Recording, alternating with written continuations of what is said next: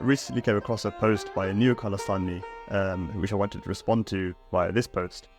So in this post, he wrote the following, quote, "The practice of taking Langar out of the Gurdwara is a relatively new one. I don't necessarily see a problem with expanding Langar if Maryada is maintained, but I see a massive problem when it is portrayed as a band-aid solution to the patch up the inadequacies of governments.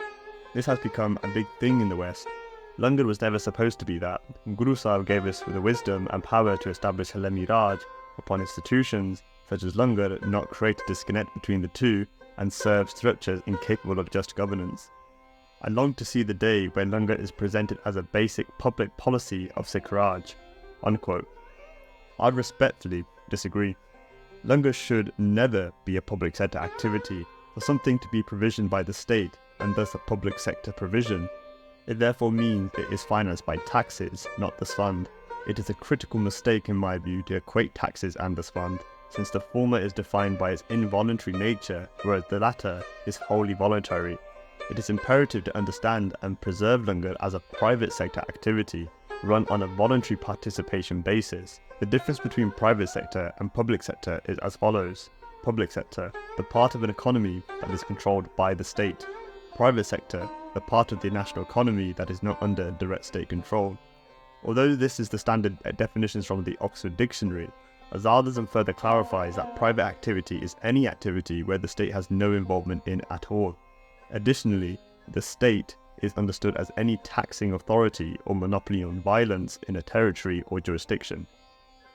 The Gurus did not collect the fund from their sects to pay the Mughals more taxes to feed people. They set up Langars to feed people themselves. Making Langar a state or public sector provision means that it would be financed through coercion, not compassion. Taxes are the acquisition of resources a state imposes through violence or the threat of violence, i.e. theft. The fund is a whole different dynamic.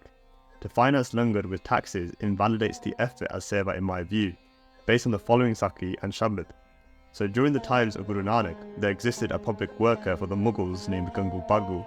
Through extortion and dubious means, he raised funds to conduct a Shraddha ritual aimed at venerating his dead ancestors. As part of this, he also offered free food, paid for through the funds he stole. Maharaj was passing by at the time and was also invited to partake in the offerings. However, Guruji refused after inquiring about the situation.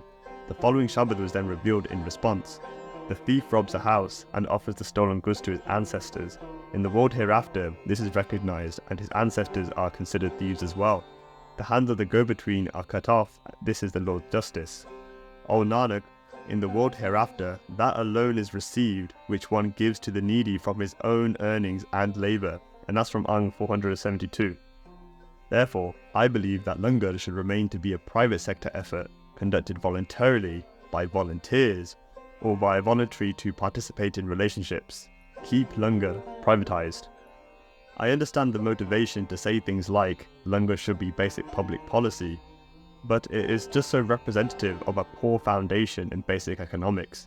This is why I am constantly urging Sangat to study economics. If you want to understand economics and statecraft from a Sikh perspective, read the Azaadis Manifesto, which is available for free at azaadism.co.uk or bungaazadi.com.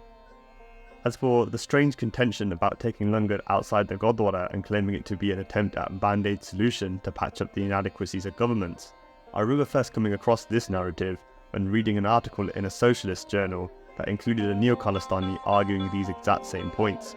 I debunked this article and the claims made in it, paragraph by paragraph a few years ago now, and so if you are interested in hearing those counter-arguments to this, I republished my counter-article on Bunga Azaadi's Substack. Lastly, to hear more about the distinction between public and private sectors as related to economics and statecraft, I recommend highly reading the section 3 of the Azaadis Manifesto.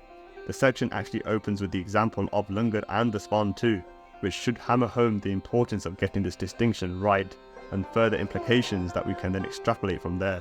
Sri Waheguru Ji Ka Khalsa, Sri Waheguru Ji Ki Fateh.